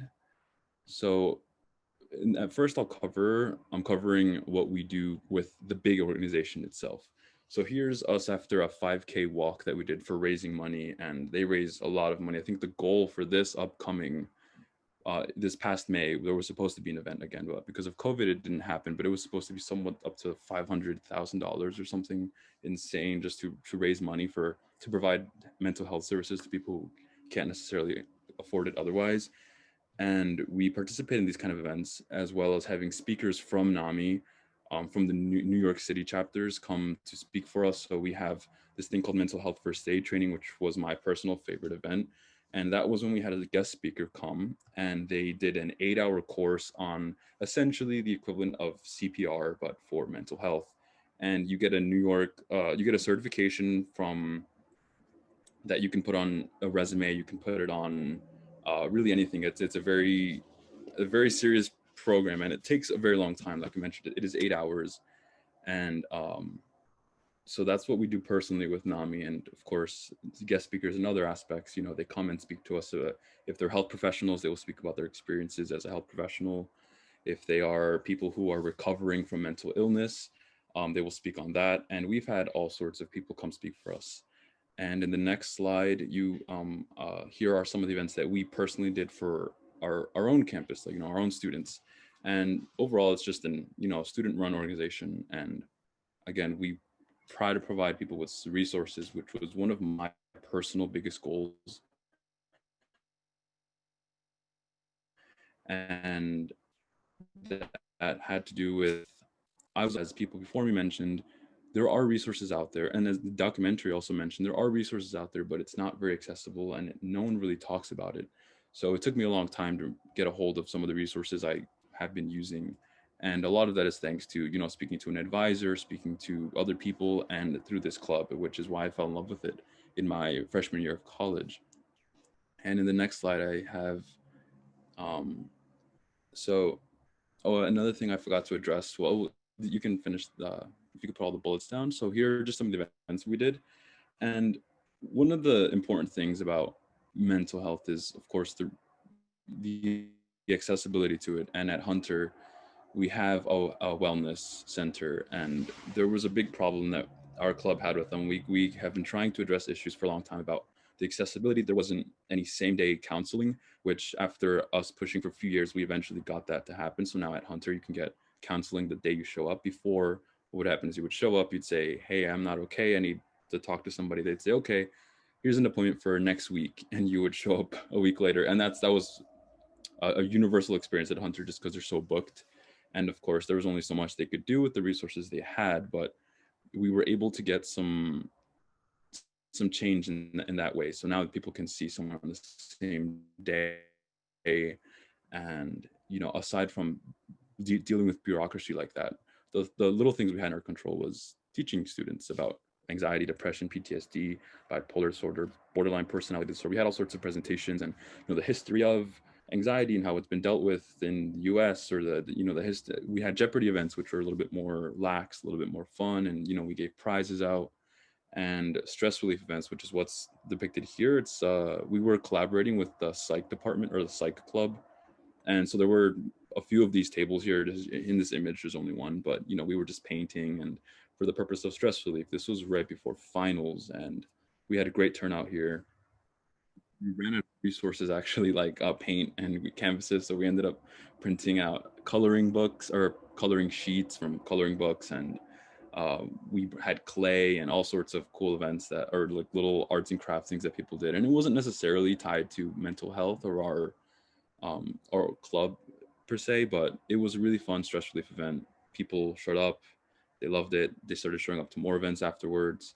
And this was right before our semester went online. So unfortunately, you know, after this is one of the last events before then. But hopefully when we're back, you know, we can start doing all sorts of fun events like this. But the club at Hunter it's been great. And what was I think if the next slide, I have some resources that we try to push. So with our events, we try to always end it with, you know, here are some resources. We used to give out booklets, and we'd have things like this upcoming slide, QR codes, where people could scan them or take photos of them. And, you know, this is the thing at Hunter. And I know not everyone here is at Hunter, but if you are, here's some resources that you could take a photo of. And we try to distribute these at every event, just because, especially with my experience, I know that if you don't look for certain things, you will not find it. And that is a big problem that we've been having. And so we've been hoping to provide people with, you know, this information, because it could be really helpful. And we've been told great things about our events and about how useful it has been that we provided these. So in the next slide, there will be one for NAMI itself. And this is this is the New York City chapter, and this is their resources. And the great thing about them is that they provide all sorts of free services. So there's a service called In Our Own Voice, which is people who are recovering in the process of, you know, living as a recovered person, or recovering with mental illness, and they speak on their experiences. And it could seem like a group therapy, but it's very much just you know, here was my journey, and take what you can from it, and, you know, implement whatever you can into your life. And that event has been great. It's not something we could do at Hunter, because it's its own thing within NAMI. But here there's group therapies, there's counseling, there's all sorts of resources with other group organizations if they don't have the space or the time. And I know they're still doing a lot of virtual events. So if you are interested, you can go onto their website and you could find all sorts of events. And this isn't limited to New York, but there are a lot of other places you can go as well. NAMI is just a very large organization. And I just saw the message. And then in the next slide is just some more online resources, very, very general helplines. And then there's one more, but that one, since you can't click on it, I don't know if it's very useful, but it's just some websites, some links. And yes, that would be great. I'll actually try to send all of these in the group chat, or in the chat, once we're done. So I'm seeing messages. Okay. If there is, I don't know if there's any questions or how this is really. Yeah, no, thank you so much, Chris. That was awesome to hear from you. And again, thank you for sharing some of Nami's work. So we're going to move into questions after we hear from our last speaker, who is Joseph. So Anna, if I can hand things over to you to just introduce Joseph real quick, and we'll go to him next. Cool. Yeah, perfect. Thank you so much, Chris. NAMI is definitely a very important resource, and I'm grateful to have gotten involved at the Hunter campus. And I know Chris has been a big advocate for mental health at Hunter, so I'm glad everyone got to learn about the organization in a bigger sense tonight. And next, we're going to have Joseph Robertson speaking for CUNY Rising with us. Hey, y'all can hear me? Yes, we can. Alrighty. What's good, y'all? My name is Joseph Robertson. I'm a student organizer. I attend Queensborough Community College, by the way. And I think I said it already. I'm a student organizer for CUNY Rising Alliance. But before I get into the organization, I want to talk about how I even got to know the organization themselves, which is a coalition made up of 30 plus organizations, just to mention Young Invincibles. Shout out to y'all for having me. USS, PSC, NIPERG, New York Communities for Change, and a couple other people. So, but like I was saying, it was at the first Student Empowerment Summit, and I had the opportunity of meeting my coordinator now, Jamel Henderson. And at that summit, I was given a feeling that students mattered, that the issues that we faced and the daily struggle of being a CUNY student, having to deal with the travel, transportation, and the daily struggle, that mattered there. And for me personally speaking, I come from a place where I was homeless, suffering food insecurity, and transitioning, which I faced also at SUNY College. And me coming into CUNY, I didn't feel grounded.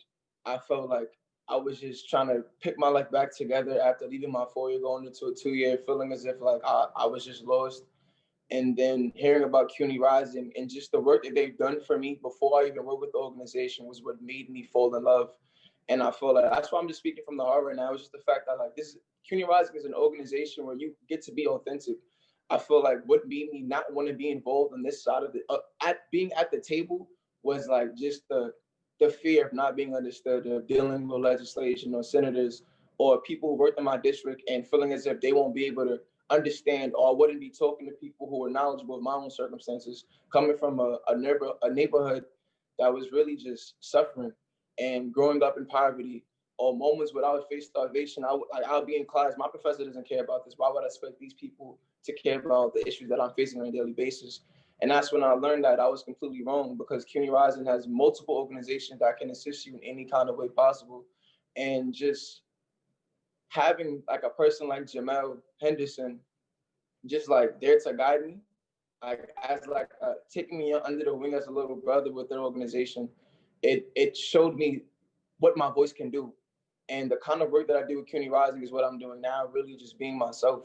I feel like it's the perfect place if you have a story or you have a motivation or you have a purpose and you feel like you're not exactly sure where to go, you're not exactly sure where to run to, this is the perfect place. And it's a place where you can find your fit because of the fact that it's a coalition. You're not just with one organization.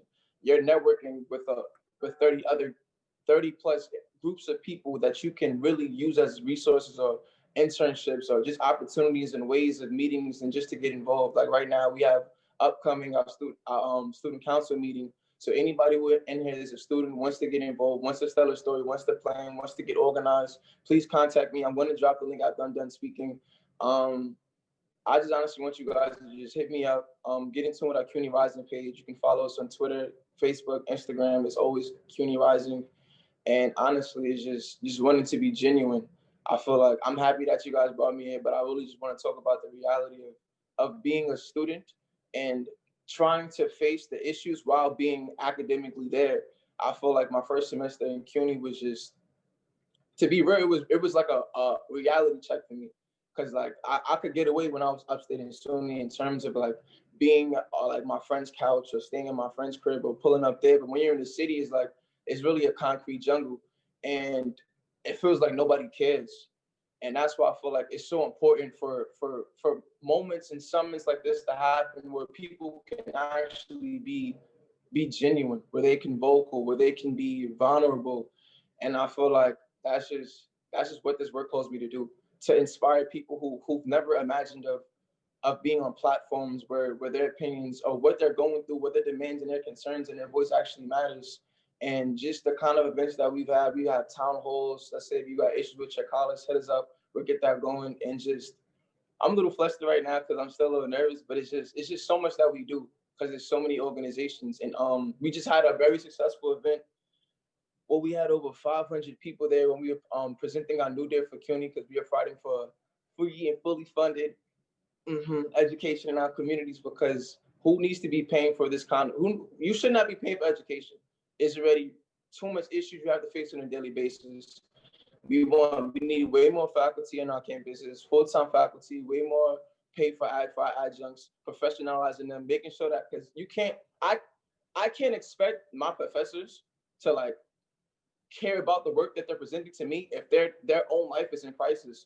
And I feel like and that's another thing I like to bless about CUNY Rising, I like big them up for me, is like I never got to know that point. I had no idea that was going on. I didn't know anything about adjuncts. Once I found out what they were paid, I'm like, what? Like, how are you supposed to live off that? And it made me understand that it's not a battle to be fought on one front. It's a battle to be fought on many fronts and from many different places, from many different perspectives, people, groups, and organizations, because this is a battle that we all have to collaborate and work together. And CUNY Rising does that. It literally gives you a glimpse. It literally puts you at the table and you can see what's going on. And I'm sorry, this is how I speak, so I'm trying to be authentic as possible. And for me, it's like coming from a community where we don't even think about going to college. We don't think about going to school. We got to find a way to make money. We're going to pick a way that's not as promising as we would like our future to be. And CUNY Rising just gave me a place where I could be myself and I can get back to my community and also be able to speak to people from a real point of view. So hope I ain't take up too much time. Thank you so much. Thank you so much, Joseph. I'm really glad that you got to share today, and just the connection that you made between your own experience and your own background with CUNY Rising. I just really appreciate you coming on today, because I think it's a lot of things students can relate to. So I really appreciate you being here and sharing something so personal, because I know that's not always easy. So now we're going to move into questions. So I'll hand it back to Claudia.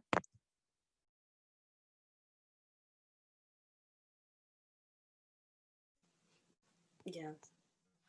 Sorry about that. My Zoom university here. Sorry. What is your connection to the basic needs issue? How are you fighting for more resources for students, and what have you learned in the process? I hope I'm asking the right questions. Actually, sorry, Claudia, I think you skipped one. We were going to ask Briana if she has advice about students creating. Sorry, there were a lot of questions. Oh, we're going to ask them both. I apologize for that. So sorry. Briana, the question's for you. What advice do you have for students that want to build a friendly fridge of their own in their own community? Yes, thank you for that question. So the friendly fridge, or the community fridges, the free food fridges, are like, the idea is to kind of create a mutual aid network where there isn't a hierarchy anymore. So it's just neighbors helping neighbors. The first step that I would say that I recommend is checking out the map that our organizing friends in Queens put together. It's in the chat. It's tinyurl.com/community fridges. That shows you a map of like the 75 fridges that are active all over the New York area. And I think what helps out at first is to like find a fridge that's already established where you live, near you. Right now, like within walking distance from where I live, there's like 2 or 3 fridges. And because the fridges are mostly 24/7, you can kind of go on your own initiative. And it's really about like what you want to put into the movement. And usually like through the map, you can find Instagram accounts. Most of the fridges have their own social media that's run by like the core organizers that are maintaining that fridge. You can always ask a question over social media through the Instagram. Most of the accounts are pretty responsive. But I think just kind of like once you go to a fridge and see what are the needs there, it helps kind of prepare you for potentially starting a new fridge. And the best thing to do once you feel like you're at that step, say you've maybe gone to your neighborhood fridge, started to meet some of the organizers there, maybe like came through and donated some food or started to clean the fridge yourself. Like it's always appreciated when people help us with sanitizing and stuff in light of COVID. But I think from there, like either reaching out to my group that I organized with, Our Food NYC, we've have months of experience now installing new fridges, so we can help with like that setup process. But really, essentially, it's something that can be done by anybody. You don't necessarily have to reach out to anyone to start a fridge. Like if you essentially have a power source, a fridge that is not being utilized right now, that it can be donated to you or borrowed, can plug it in and then just kind of start to maintain it through the network. And it's a self-supporting kind of organic system that has directly come out of the pandemic and needing to provide more direct access to these essential resources to people. So the need is very great. I was just at a fridge today. We're also winterizing our fridges, preparing them for snow and any kind of winter weather that could potentially harm the fridges. So we're protecting our fridges in that sense as well. And in my time there, kind of working with a contractor to kind of figure out like how we're going to build out a shelter for one of our fridges, I observed that within the hour that I was outside today, even though it was very cold today, there were 7 unique individuals that kind of walked up and were accessing food from the fridge. So the need is there, and the opportunities to kind of jump in is like very decentralized. Like we don't kind of subscribe to any kind of hierarchy or leadership, or you don't really have to ask for permission. The fridges are very human, like in the sense that it's just part of New York. So it's as much yours as like anyone else's. Thank you, Briana. I just wanted to say, I really appreciate your work. I really appreciate how you put these things together. I know you said it's a team and it's not a hierarchy, but I do appreciate everything that you're doing. I'm going to pass it over to Melanie now. Great. So I was going to fill in for Dia Malatu on the next question, which is for Angelica. And by the way, Angelica, I know we owe putting up your slides. Thank you for your patience with that. So we're going to pull those up really quickly. But Dia Malatu, now that you're here, I'm wondering if you can pose the question for Angelica that we have. Yes, hi everybody. My name is Dia Malatu. Sorry about the inconvenience before. So this question is for Angelica. So I know like you are working on making sure that students get connected to food and housing resources. So my question is, can you please tell us what you have been doing to help students connect with the resources? Yeah, so thank you guys for the question and inserting the slides. Actually, towards the end of the slideshow, we can see how like the steps and that you can get involved and how students can benefit from the drive. So a little bit before I speak about the preparation, those are, you can actually go to the slide where it says preparation. Thank you guys. But so I've actually been working with interns on the campaign to create a spreadsheet of pantries that are located around the city. We've come out with quite a good amount of pantries and a list that students can go to around the city, including the 5 boroughs. And then if they want to just reach out, they always have access to us through in Twitter and Instagram. But I want to speak a little bit about the drive itself. So what we've been doing was calling the local groceries and community centers just to make sure that they're able to host a donation box, because that's where we have decided, since COVID is a big thing and NYPIRG wants to be as safe as they can be with spreading. And so when calling the grocery stores to make sure it's okay, then we go and contact the pantry to make sure that they are accepting donations, because sometimes we have run into issues where because of COVID, there are certain days that they take donations or certain restrictions that they have. So there's that. And then after the donation box is at the grocery store, we are asking students to check up on them and make sure it's not in the way of the store or the community center. And then like that, they'll take the box and donate it. We also have a pantry at Hunter that students can go to. And I know there are a few in different city campuses. So students always have access to those. And if I'm planning to release the spreadsheet sometime this week so that students online can just go on and access them themselves. Thank you, Angelica. Awesome. We really appreciate it. So I'm going to pass it on to Nali.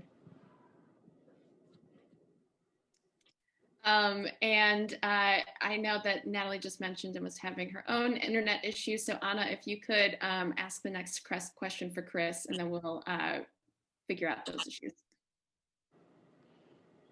Yeah, for sure, no problem. So for Chris, we're curious.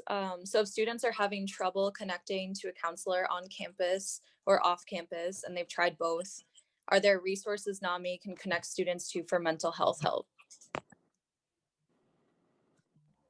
Thank you for your question. Yeah, that's actually a problem we have come across, and NAMI itself does have a lot of resources to connect people directly with counselors, and there are all different kinds of counseling too. So you're not limited to one-on-one.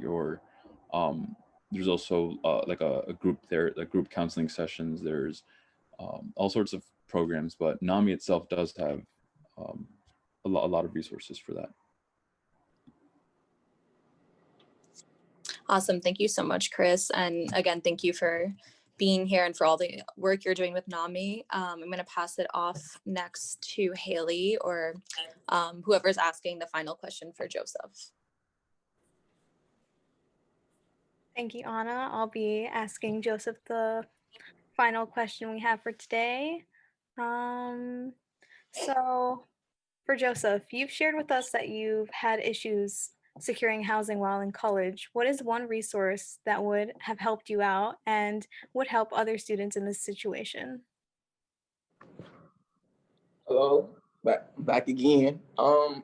One thing I feel like would have helped me out, and that CUNY Rising is currently working on, is something called the Gold Book.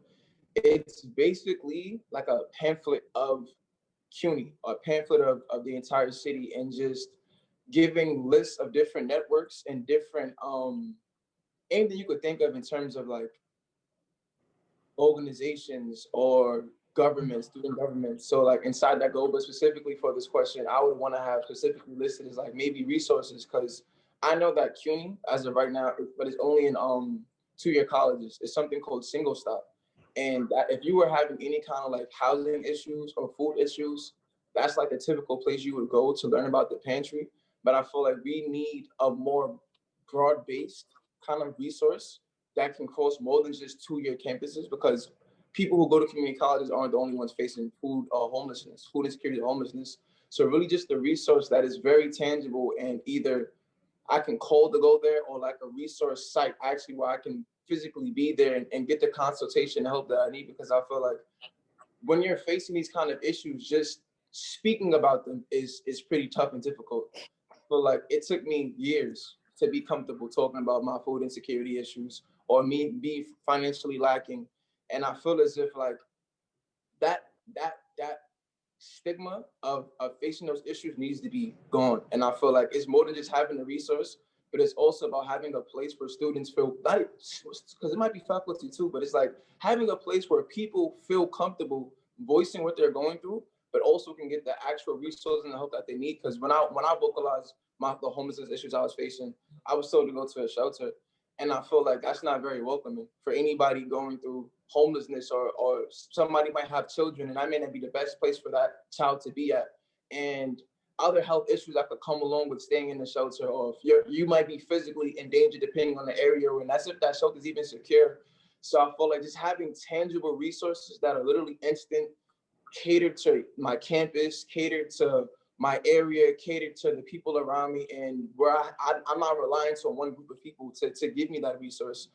Just really bringing together. I hope I'm making sense right now, but just like a very tangible resource that is very aligned, very upfront, and a place where I feel welcome, not only to voice my concerns, but to actually get the consultation and the help that I need.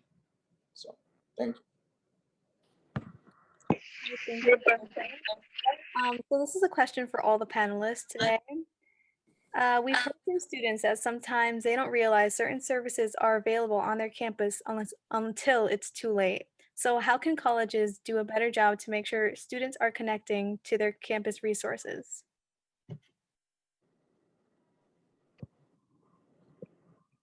I'll speak if that's cool. That's fine. Please, thank you. It's just the reason why I'm so vocal is because it was me. Like, I was that student. I would literally be in class starving. Like, my teacher like, yo, bro, like, they would ask me, but I wouldn't say anything. I feel like it needs to be the same way that teachers have, I said teachers, the same way professors have a syllabus of what they need me to do in their class, should be the same way they have a syllabus of the different types of help that I can get. Because, like, thank God I had a professor who, like, I got to tell, because he knew I was like late or going through things, who was able to vocalize, so bro, like, go to single stop. But every professor's not like that. I feel like that needs to be like mandatory. Like, beginning of every semester, during midterms, during finals, it needs to be reminded. The same way that they can hand out homework, the same way they can hand out assignments and quizzes, it needs to be told and stated, reinstated, and more than just being on a board. I shouldn't have to walk in the hallway and then see that it's there. It should be something that's communicated to me to a point where it's stuck in my head. So, thank you. Share as well. Thank you so much, Joseph, and for sharing. You know, the how difficult it can be to share, you know, your situation with other people. Like, thank you very much for sharing about your situations. I had a similar situation when I was a freshman in college. You know, housing, didn't have housing for a bit, and food insecurity. And very similar to you, I had a professor, my English 1 professor. She noticed I wasn't doing okay. You know, I was falling asleep constantly, and she reached out. And that is why at the beginning and end of every event, I try to advocate for the resources at Hunter, because it's not in your face. It's not very clear that there's help with food. It's not very clear that there's help with counseling and all sorts of help. Students aren't really, the general student body isn't necessarily aware of it because it's not made known. And that one professor really helped me out, with getting food and housing and, all sorts of things figured out for me. And if it wasn't for her, I would have had a lot more of a difficult time in freshman year of college. So I personally think has a lot to do with just making sure students know that these things exist in whatever way it can. For me, it was professors and at events, at clubs and things like that. But I would hope that people advocate for the resources that their schools have more. Just to add on to Chris, I think that it honestly, I know we receive a fair share of emails every semester from our campuses, but it's never like, it's never like prioritized or bolded. It's always, kind of in the background, since we're so flooded with emails from our own professors and stuff that we're doing throughout the semester. But I think these specifically now, in COVID times, I think that there needs to be a more organized way to reaching out to these students. Making Instagram and Twitter is a perfect way to reach to people specifically in our generation, and creating these outlets for them would be great. And there probably is, but it's not as used. Another thing, actually, aside that I was kind of speaking about, I know it's not really about hunger and homelessness, but another issue is just remaining sane through the semester, and Hunter, although they offer like therapy and counseling and wellness services, it's not the best. And if they want to have these things for these resources for their students, they need to make sure that it is organized and available and not put on a waiting, because oftentimes these students are put on a waiting list, and students don't have time to wait for food, for services that they need to go on just to survive. So making sure that they're organized and relatively available is very important. And I think it's something that they need to start focusing on. All right, thank you, you guys. I'm gonna pass it off to Dia Malatu, who's gonna close this out for us. Thank you, Nali. Yali. Thank you. So, thank you so much, everybody, and thank you so much for joining for our event tonight. And we appreciate you taking the time and your commitment to this issue. We want to keep the conversation going. So we are going to share a link to our social media toolkit where you can share information about all the resources and campaigns that we heard tonight. And also we have a story collection tool where you can share your own experiences and also help fight for more funding. Again, if you really enjoy tonight, please sign up for tomorrow and Thursday. And then thanks again. Have a good night. We really, really appreciate you.